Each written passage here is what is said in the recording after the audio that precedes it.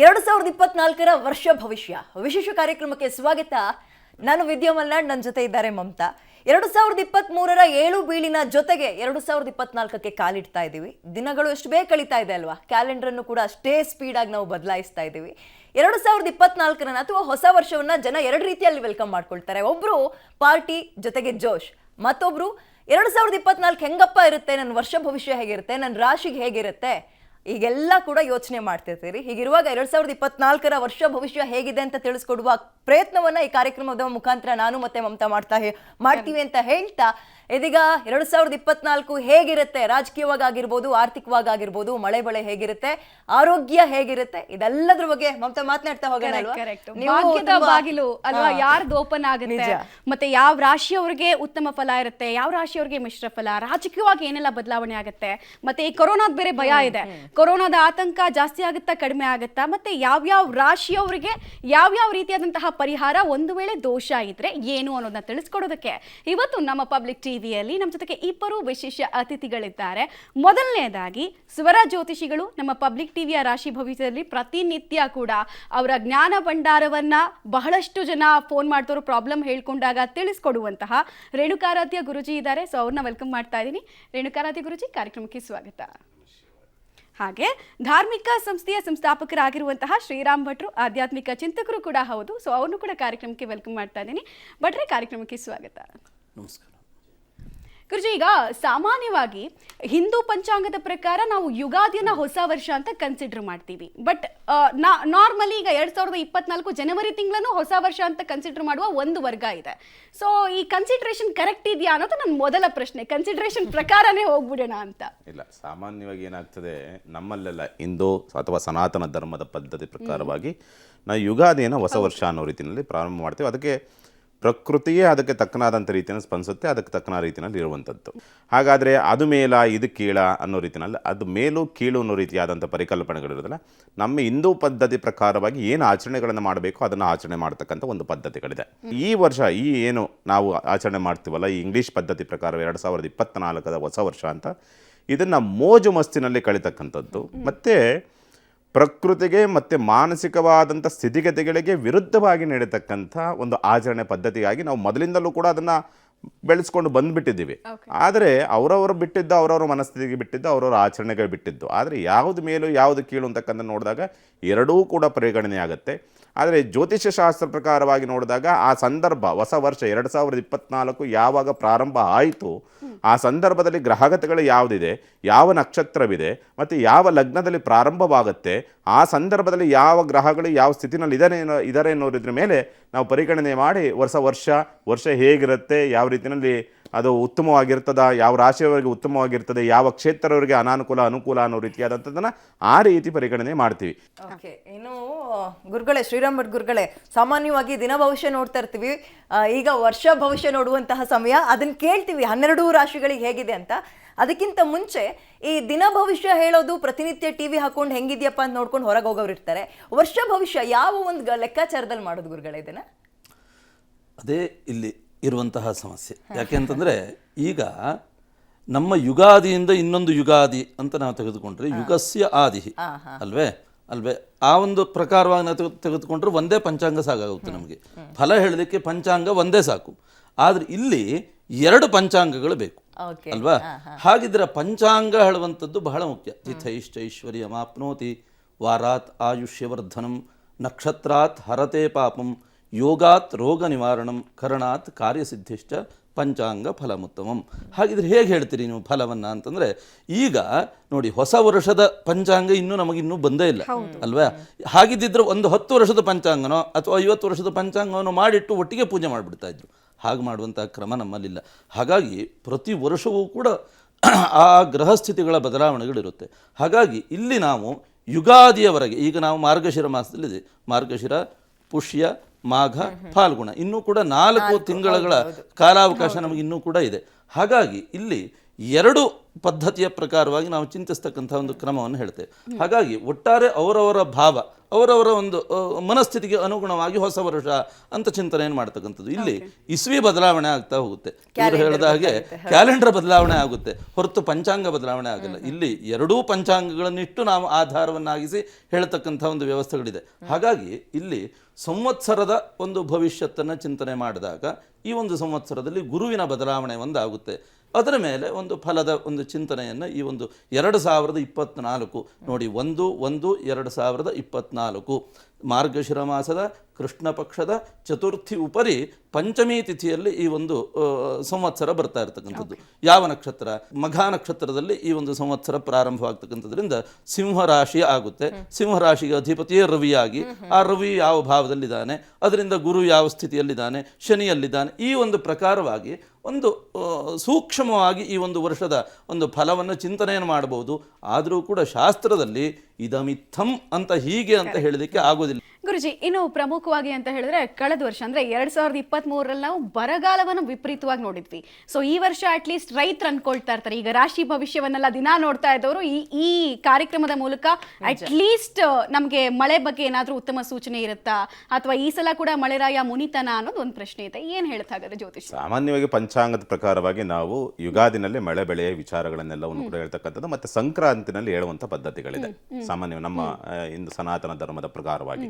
ಆದರೆ ಹೊಸ ವರ್ಷ ಅಂತಕ್ಕಂಥ ಪ್ರಾರಂಭ ಆಗೋದು ಇದು ಪರಿಗಣನೆ ಆಗಲ್ವಾ ಅಂದರೆ ಪರಿಗಣನೆ ಆಗುತ್ತೆ ಅಂತಕ್ಕಂಥ ರೀತಿಯಲ್ಲಿ ಹೇಳ್ತೀವಿ. ಯಾಕಂದರೆ 2000 ತುಂಬ ಜನ ಇಡೀ ಪ್ರಪಂಚದಲ್ಲಿ ಮ್ಯಾಕ್ಸಿಮಮ್ ಇದನ್ನು ಆಚರಣೆ ಮಾಡ್ತಾರೆ. ನಮ್ಮ ಯುಗಾದಿ ನಾನು ಸನಾತನ ಧರ್ಮವನ್ನು ಆಚರಣೆ ಮಾಡುವಂಥದ್ದು ಬಿಟ್ಟರೆ ಮಿಕ್ಕಂತೆ ಎಲ್ಲರೂ ಕೂಡ 2024 ರೀತಿಯಾದಂಥ ಹೊಸ ವರ್ಷ ಡೇಟ್ ಅಂತಕ್ಕಂಥದ್ದನ್ನೇ ಪರಿಗಣನೆ ಮಾಡೋದು.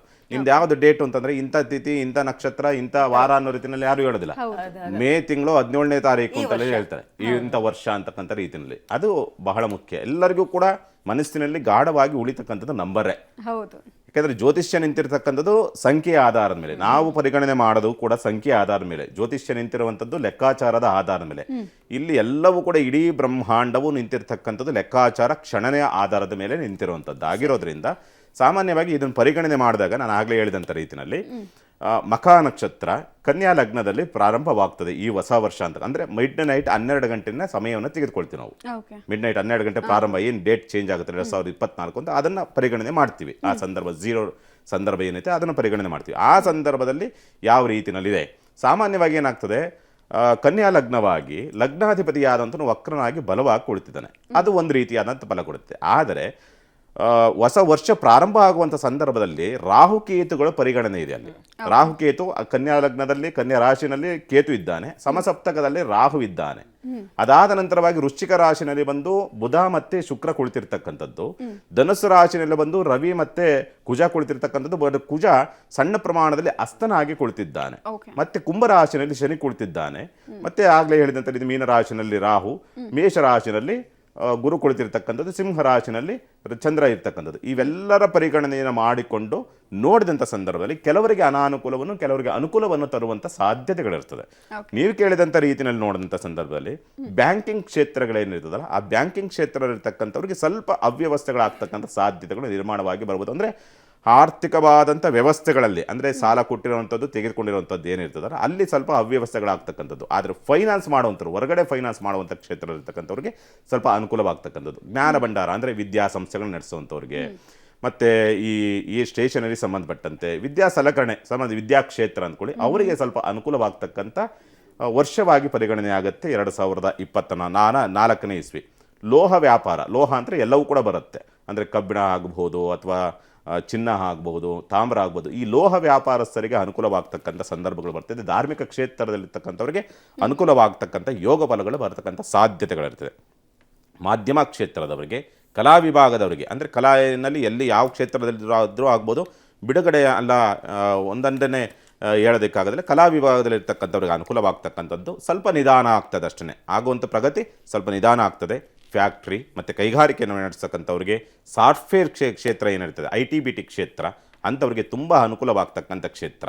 ಆ ತಾಯಿ ಹೇಳಿದಂಥ ರೀತಿಯಲ್ಲಿ ಮೊದಲ ಪ್ರಾಮುಖ್ಯತೆ ಅಂತಕ್ಕಂಥ ನೋಡಿದಾಗ ನಾವು ಕೃಷಿಕರು ಅಂತ ನೋಡ್ತೀವಿ. ಯಾಕೆಂದರೆ ನಮಗೆ ಅನ್ನ ಇಲ್ಲ ಅಂದರೆ ಇದೆಲ್ಲ ಇದ್ರೂ ಕೂಡ ಏನು ಕ್ಷೇತ್ರಗಳಿದ್ದಾವೆ ಇವೆಲ್ಲದಕ್ಕೂ ಕೂಡ ಮೂಲವಾಗಿರ್ತಕ್ಕಂಥ ನಮಗೆ ಹೊಟ್ಟೆಗೆ ಅನ್ನ ಬೇಕಾಗಿರ್ತಕ್ಕಂಥದ್ದು, ರೈತ ಬೇಕಾಗಿರ್ತಕ್ಕಂಥದ್ದು. ಆದರೆ ದುರಾದೃಷ್ಟವಶಾತ್ ಈ ವರ್ಷ ಕೃಷಿಕರಿಗೆ ಸ್ವಲ್ಪ ಅನಾನುಕೂಲ, ಮಳೆಯ ವಿಚಾರಗಳಿಗೆ ಸಂಬಂಧಪಟ್ಟಂತೆ ಸ್ವಲ್ಪ ಕೊರತೆಯನ್ನು ಎದುರಿಸ್ತಕ್ಕಂಥ ಸಾಧ್ಯತೆಗಳು ಕಳೆದ ಬಾರಿ ಹೇಳಿದ್ದೆ. ಈ ಬಾರಿಯೂ ಕೂಡ ಅದೇ ರೀತಿಯಲ್ಲಿ ಆಗುವಂಥ ಸಂದರ್ಭಗಳು ನಿರ್ಮಾಣವಾಗ್ತಕ್ಕಂಥದ್ದು. ಆದರೆ ಗಣಿಗಾರಿಕೆ ಸಂದರ್ಭ ಅಂತ ಏನು ಕರಿತೀವಲ್ಲ, ಗಣಿಗಾರಿಕೆಯಲ್ಲಿ ಕೆಲಸ ಮಾಡತಕ್ಕಂಥವ್ರು ಸ್ವಲ್ಪ ಜಾಗ್ರತೆ ಮತ್ತು ಎಚ್ಚರಿಕೆಯಿಂದ ಮಾಡಬೇಕಾಗತ್ತೆ. ಎಲ್ಲೋ ಸ್ವಲ್ಪ ಅವಘಡಗಳಾಗ್ತಕ್ಕಂಥ ಸಾಧ್ಯತೆಗಳು, ಭೂಕಂಪನಗಳಾಗ್ತಕ್ಕಂಥ ಸನ್ನಿವೇಶಗಳು ನಿರ್ಮಾಣವಾಗ್ತಕ್ಕಂಥ ಸಂದರ್ಭಗಳು ಬರ್ತದೆ. ಸ್ವಲ್ಪ ಏನಾದರೂ ಈ ಎಲೆಕ್ಟ್ರಾನಿಕ್ ಕ್ಷೇತ್ರ, ಸಾರಿಗೆ ಕ್ಷೇತ್ರದಲ್ಲಿರ್ತಕ್ಕಂಥವರಿಗೆ ಸ್ವಲ್ಪ ಜಾಗ್ರತೆ ಮತ್ತು ಎಚ್ಚರಿಕೆಯಿಂದ ಇರಬೇಕಾಗುತ್ತೆ. ಸರ್ಕಾರಿ ಉದ್ಯೋಗಸ್ಥರಿಗೆ ಸ್ವಲ್ಪ ಅನಾನುಕೂಲ, ಸ್ವಲ್ಪ ಏನೋ ಸಣ್ಣದಾಗಿ ಅಪವಾದಗಳು ಬರ್ತಕ್ಕಂಥ ಸಾಧ್ಯತೆಗಳಿರ್ತದೆ. ಮೇಲಹಂತದಲ್ಲಿರ್ತಕ್ಕಂಥವ್ರು ಕೆಳ ಹಂತಕ್ಕೆ ಇಳಿತಕ್ಕಂಥ ಅನಿವಾರ್ಯತೆಗಳು ಬರ್ತಕ್ಕಂಥ ಸಂದರ್ಭಗಳು ಬರ್ಬೋದು. ಉನ್ನತ ವಿದ್ಯಾಭ್ಯಾಸವನ್ನು ಮಾಡುವಂಥವರಿಗೆ ಸ್ವಲ್ಪ ಅನುಕೂಲ, ಆದರೆ ವಿದೇಶಕ್ಕೆ ಹೋಗಬೇಕು ಅನ್ನೋಂಥವ್ರಿಗೆ ಸ್ವಲ್ಪ ಅನುಕೂಲವಾಗುವಂಥದ್ದು, ಅಥವಾ ವಿದೇಶದಲ್ಲಿ ಉದ್ಯೋಗ ಹುಡುಕ್ತಾ ಇದ್ದೀರಿ ಅಥವಾ ವಿದೇಶದಲ್ಲಿ ವಿದ್ಯಾಭ್ಯಾಸವನ್ನು ಮಾಡ್ತಾ ಇದ್ದೀರಿ ಅಂಥವರಿಗೆ ಅನುಕೂಲವಾಗ್ತಕ್ಕಂಥ ಸಾಧ್ಯತೆಗಳು ನಿರ್ಮಾಣವಾಗಿ ಬರುವಂಥ ಸಾಧ್ಯತೆಗಳಿರ್ತದೆ. ರಾಜಕೀಯ ಕ್ಷೇತ್ರದಲ್ಲಿ ಸ್ವಲ್ಪ ಕೆಸರ ಎರಚಾಟ ಜಾಸ್ತಿ ಇರ್ತದೆ. ಒಬ್ಬರ ಮೇಲೆ ಒಬ್ಬರು ಸ್ವಲ್ಪ ಅಪವಾದಗಳನ್ನು ತರತಕ್ಕಂಥ ಸನ್ನಿವೇಶಗಳು ರಾಜಕೀಯ ಕ್ಷೇತ್ರದಲ್ಲಿರ್ತದೆ. ಆದರೆ ರಾಜಕೀಯ ಕ್ಷೇತ್ರದಲ್ಲಿ ಅಥವಾ ರಾಜಕಾರಣದಲ್ಲಿ ಅಸ್ಥಿರತೆ ಏನಾದರೂ ಕಾಣುತ್ತಾ ಅಂತಕ್ಕಂಥ ನೋಡಿದಾಗ ಅಸ್ಥಿರತೆ ಕಾಣುವಂಥ ಸಾಧ್ಯತೆಗಳಿರೋದಿಲ್ಲ.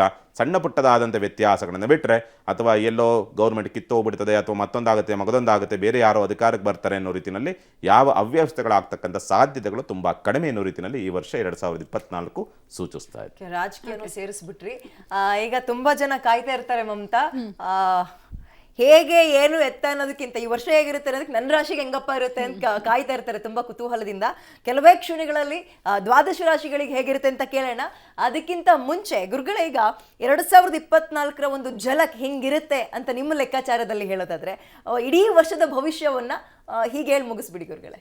ನೋಡಿ, 2024ಕ್ಕೆ ಈ ಒಂದು ಸಂದರ್ಭದಲ್ಲಿ ರವಿಯೇ ಪ್ರಧಾನವಾಗಿ ನಾವು ಚಿಂತಿಸಲ್ಪಡ್ತಕ್ಕಂಥ ಒಂದು ಗ್ರಹವಾಗಿರ್ತಾನೆ. ಹಾಗಿದ್ರೆ ಅಂತಹ ರವಿಯೇ ಪೂರ್ವ ಪುಣ್ಯ ಸ್ಥಾನಕ್ಕೆ ಬಂದಿರತಕ್ಕಂಥದ್ರಿಂದ ಪ್ರಶ್ನಾಲಗ್ನಕ್ಕೆ ಅವತ್ತಿನ ದಿವಸ ಚಂದ್ರನ ಒಟ್ಟಿಗೆ ಮಾಂದ್ಯ ಉದಯವಾಗಿ ಪ್ರಾರಂಭ ಆಗ್ತಕ್ಕಂಥ 2024 1/1/2024 12 ಗಂಟೆ ಮಿಡ್ನೈಟಿನ ಜಾತಕವನ್ನು ಹಾಕ್ಕೊಂಡ್ರೆ ಖಂಡಿತವಾಗಿಯೂ ಚಂದ್ರನೇ ಸಿಂಹರಾಶಿಯಲ್ಲಿ ಸಂಚರಿಸ್ತಾ ಇದ್ದು, ರವಿಯು ಅಧಿಪತಿಯಾಗಿ ಆ ರವಿಯು ಪಂಚಮ ಸ್ಥಾನದಲ್ಲಿ ಯಾರೊಟ್ಟಿಗೆ ಕುಜನ ಒಟ್ಟಿಗೆ ಸಂಚರಿಸ್ತಾ ಇರತಕ್ಕಂಥ ಒಂದು ವ್ಯವಸ್ಥೆಯಿಂದ ಖಂಡಿತವಾಗಿಯೂ ವಿಶೇಷವಾದಂತಹ ಅಗ್ನಿ ದುರಂತಗಳು ಈ ಒಂದು ವರ್ಷ ಖಂಡಿತವಾಗಿಯೂ ಸಂಭವಿಸುತ್ತೆ. ಬೇಕಿದ್ರೆ ನೋಡಿಕೊಳ್ಳಿ, ಖಂಡಿತವಾಗಿಯೂ ಈ ಒಂದು ವರ್ಷ ವಿಶೇಷವಾದಂತಹ ಅಗ್ನಿ ದುರಂತಗಳು ಅಥವಾ ಯಾವುದಾದ್ರೂ ಒಂದು ಫ್ಲೈಟ್ ಕ್ರ್ಯಾಶ್ ಆಗುವಂತಹ ಒಂದು ಸಾಧ್ಯತೆಗಳು ಕೂಡ ಪ್ರಾಪಂಚಿಕವಾಗಿ ನಾವು ಚಿಂತಿಸ್ತಕ್ಕಂಥದ್ದು. ಯಾಕೆಂದರೆ ಸಣ್ಣ ಪುಟ್ಟದೆಲ್ಲವೂ ಕೂಡ ಆಗುತ್ತೆ. ವಿಶೇಷವಾಗಿ ಅದನ್ನು ಗಮನದಲ್ಲಿ ಇಟ್ಟುಕೊಂಡು ಹೇಳ್ತಕ್ಕಂಥ ಒಂದು ವ್ಯವಸ್ಥೆ. ನಾನು ಲಾಸ್ಟ್ ಇಯರು ಕೂಡ ಹೇಳಿದ್ದೆ, ಲಾಸ್ಟ್ ಇಯರು ತುಂಬ ಮಳೆಗಳು ಇತ್ತು. ಅಂತಹ ಸಂದರ್ಭದಲ್ಲಿ ಈ ವರ್ಷ ಖಂಡಿತವಾಗಿಯೂ ಬರಗಾಲ ಆಗುತ್ತೆ ಅಂತ ಇದೇ ಚಾನಲಲ್ಲಿ ಹೇಳಿರತಕ್ಕಂಥ ಒಂದು ವ್ಯವಸ್ಥೆ ಇತ್ತು. ಅದೇ ಪ್ರಕಾರವಾಗಿ ಬರಗಾಲವು ಪರೋಕ್ಷವಾಗಿ ಬಂದಿತ್ತು. ಹಾಗಾಗಿ ಈ ವರ್ಷ ಒಂದು ತಕ್ಕ ಮಟ್ಟಿನದಾಗಿರತಕ್ಕಂಥ ಒಂದು ಮಳೆ ಬೆಳೆಗಳ ಒಂದು ವ್ಯವಸ್ಥೆಗಳು, ಹಾಗೆ ಅಂತ ದವಸ ಧಾನ್ಯಗಳ ಒಂದು ಉತ್ಪನ್ನ ಕಡಿಮೆ ಆಗಿ ಅದರ ರೇಟು ತುಂಬಾ ವೃದ್ಧಿಸ್ತಕ್ಕಂಥ ಒಂದು ಸಾಧ್ಯತೆ ಹೆಚ್ಚಾಗಿರುತ್ತೆ. ಸ್ವಲ್ಪ ಮಟ್ಟಿಗೆ ಅಕ್ಕಿ ರೇಟು ಅಥವಾ ನಾವು ವಿಶೇಷವಾಗಿ ಯಾವ ಧಾನ್ಯವನ್ನು ಬಳಸ್ತೇವೋ, ಅಕ್ಕಿ ಇರಬಹುದು, ರಾಗಿ ಇರಬಹುದು ಅಥವಾ ಗೋಧಿ ಇರಬಹುದು, ಈ ರೀತಿಯಾಗಿರ್ತಕ್ಕಂಥ ಒಂದು ಧಾನ್ಯದ ಒಂದು ಹಣ ಕ್ರಯ ಹೇಳ್ತಕ್ಕಂಥದ್ದು ಹೆಚ್ಚಾಗುವಂತಹ ಒಂದು ಸಾಧ್ಯತೆಗಳು ಹೆಚ್ಚಾಗಿರುವಂತಹ ಒಂದು ಲಕ್ಷಣಗಳಿರುತ್ತೆ. ಇನ್ನು ರಾಜಕೀಯ ವಿಪ್ಲವತೆಗಳು ಖಂಡಿತವಾಗಿಯೂ ಯಾವುದೇ ರೀತಿಯಾಗಿರತಕ್ಕಂಥ ಒಂದು ಬದಲಾವಣೆಗಳು ಈ ವರ್ಷಕ್ಕೆ ಅಂತಂದರೆ 2024ರಲ್ಲಿ ನಮ್ಮ ಕರ್ನಾಟಕದಲ್ಲಂತೂ ಖಂಡಿತವಾಗಿಯೂ ಯಾವುದೇ ರೀತಿಯಾದಂತಹ ಬದಲಾವಣೆಯ ಲಕ್ಷಣ ಜಾತಕದ ಪ್ರಕಾರವಾಗಿ ಅವತ್ತಿನ ಗ್ರಹಸ್ಥಿತಿಯ ಪ್ರಕಾರವಾಗಿ ರವಿಯೇ ಪ್ರಧಾನವಾಗಿ ಪಂಚಮ ಸ್ಥಾನದಲ್ಲಿ ಪೂರ್ವ ಪುಣ್ಯ ಸ್ಥಾನದಲ್ಲಿರ್ತಕ್ಕಂಥದ್ರಿಂದ ವಿಶೇಷವಾಗಿ ಮುಖ್ಯಮಂತ್ರಿಗಳ ಬದಲಾವಣೆ ಆಗ್ತಕ್ಕಂಥದ್ದು, ಈ ರೀತಿಯಾದಂತಹ ಯಾವುದೇ ಒಂದು ವಿಶೇಷವಾದಂತಹ ಬದಲಾವಣೆಗಳನ್ನು ಖಂಡಿತವಾಗಿ ನಾವು ನಿರೀಕ್ಷಿಸಲಿಕ್ಕೆ ಸಾಧ್ಯವಿಲ್ಲ. ಖಂಡಿತವಾಗಿ ಯಾವುದೇ ರೀತಿಯಾದಂತಹ ವಿಪ್ಲವತೆಗಳು ನಡೆಯೋದಿಲ್ಲ. ಇವತ್ತಿನ ದಿವಸ ಹೇಗೆ ನಡ್ಕೊಂಡು ಹೋಗ್ತಾ ಇದೆಯೋ ಖಂಡಿತವಾಗಿ ಇದೇ ಪ್ರಕಾರವಾಗಿ ಕಾಮಾಗಿ ನಡ್ಕೊಂಡು ಹೋಗ್ತಕ್ಕಂಥ ಅಸ್ಥಿರತೆಗಳು ಖಂಡಿತವಾಗಿ ಇರತಕ್ಕಂಥ ಆರೋಗ್ಯದೊಂದು ಹೇಳ್ಬಿಡಿ ಗುರುಗಳೇ. ಆರೋಗ್ಯದ ವ್ಯವಸ್ಥೆ ಅಲ್ವೇ ರವಿಯೇ ನೋಡಿ ಮಾಂದ್ಯಯುತನಾಗಿರ್ತಕ್ಕಂಥದ್ರಿಂದ ಕರೋನಾ ಬಂದ್ಬಿಡ್ತು ಅಂತ ಯಾರಿಗೂ ಕೂಡ ಭಯ ಬೇಡ. ಎಲ್ಲರಿಗೂ ಸಹಜವಾಗಿ ಆ ರಾಶಿಗೆ ಅವರವರ ದೇಹದ ಪ್ರಕೃತಿಗೆ ಅನುಗುಣವಾಗಿ ವಯೋಸಹಜವಾಗಿ ಏನಾದರೂ ರೋಗೋತ್ಪನ್ನಗಳು ಆಗಬಹುದೇ ಹೊರತು ಮಾರಕಾದಿ ರೋಗಗಳು ಖಂಡಿತವಾಗಿಯೂ ಉಪದ್ರವಗಳ ಒಂದು ವ್ಯವಸ್ಥೆ ಈ ಒಂದು ವರ್ಷ 2024 ಖಂಡಿತವಾಗಿಯೂ ಇರೋದಿಲ್ಲ. ಯಾವುದೋ ಒಂದು ವಿಶೇಷವಾದಂಥ ಜ್ವರ ಬಂತು, ಆ ಒಂದು ಜ್ವರದಿಂದ ತುಂಬ ಜನ ಸತ್ತು ಹೋಗ್ಬಿಟ್ರು, ಅಥವಾ ಅಂತಹ ರೋಗದ ಕುರಿತಾಗಿ ಸ್ವಲ್ಪ ಮಟ್ಟಿಗೆ ಎಲ್ಲ ಮಾಧ್ಯಮಗಳಲ್ಲಿ ಅದರ ವಿಶೇಷವಾದಂತಹ ವೈಭವೀಕರಣ ಇತ್ಯಾದಿಗಳೆಲ್ಲ ಖಂಡಿತವಾಗಿಯೂ ಆಗೋದಿಲ್ಲ. ಯಾವುದೇ ರೀತಿಯಂತಹ ಒಂದು ಚಿಂತೆಯನ್ನು ಪಡತಕ್ಕಂಥ ಒಂದು ವ್ಯವಸ್ಥೆ ಖಂಡಿತವಾಗಿಯೂ ಒಂದು ವರ್ಷ ಇರೋದಿಲ್ಲ. ಭಾಗ್ಯದಲ್ಲೇ ಗುರು ಇರತಕ್ಕಂಥದ್ರಿಂದ ಆ ಭಾಗ್ಯದ ಗುರುವು ಲಗ್ನಾಧಿಪತಿಯಾದಂತಹ ಜನ್ಮ ರಾಶಿಗೆ ಅಧಿಪತಿಯಾದಂತಹ ರವಿಯನ್ನು ತನ್ನ ಪೂರ್ಣ ದೃಷ್ಟಿಯಿಂದ ವೀಕ್ಷಿಸ್ತಕ್ಕಂಥದ್ರಿಂದ ವರ್ಷದ ಪ್ರಾರಂಭದ ಜಾತಕ ನಾನು ಹೇಳ್ತಾ ಇರತಕ್ಕಂಥದ್ದು. ಹಾಗಾಗಿ ಪೂರ್ಣವಾದಂತಹ ಗುರುವಿನ ಅನುಗ್ರಹ ಈ ಒಂದು ವರ್ಷ ಇದ್ದೇ ಇರುತ್ತೆ. ಯಾವುದೇ ರೀತಿಯಂತಹ ಆ ರೀತಿಯಂತಹ ಮಾರಕಾದಿ ರೋಗಗಳ ಒಂದು ಚಿಂತನೆ ಖಂಡಿತವಾಗಿಯೂ ಒಂದು ವರ್ಷ ಬೇಡ ಹೇಳತಕ್ಕಂಥ ಒಂದು ಸಲಹೆಯನ್ನು ನೀಡ್ತಾ, ಇನ್ನು ಪ್ರಧಾನ ನಾವು ಕೇಂದ್ರಕ್ಕೆ ತೆಗೆದುಕೊಂಡು ಹೋದರೆ ಖಂಡಿತವಾಗಿಯೂ ನಮ್ಮ ಒಂದು ಲೆಕ್ಕಾಚಾರದ ಪ್ರಕಾರವಾಗಿ BJPಯೇ ಪುನಃ ಬರುತ್ತೆ. ನಮ್ಮ ಅದನ್ನು ಯಾಕೆಂದ್ರೆ ಅದನ್ನು ವಿಶೇಷವಾಗಿ ಏನು ಹೇಳಬೇಕು ಅಂತಿಲ್ಲ. ಆ ಒಂದು ವ್ಯವಸ್ಥೆಯಿಂದ ಎಲ್ಲ ಸುಖ, ಶಾಂತಿ, ಸಮೃದ್ಧಿ, ನೆಮ್ಮದಿ ಎಲ್ಲವೂ ಕೂಡ ತಕ್ಕ ಮಟ್ಟಿಗಿರುತ್ತೆ. ಯಾರೂ ಕೂಡ ಭಯ ಬೀಳತಕ್ಕಂಥ ಒಂದು ವ್ಯವಸ್ಥೆ ಈ 2024ರಲ್ಲಿ ಇರೋದಿಲ್ಲ ಹೇಳ್ತಕ್ಕಂಥದ್ದು ಸೂಕ್ಷ್ಮ ವಿಚಾರ.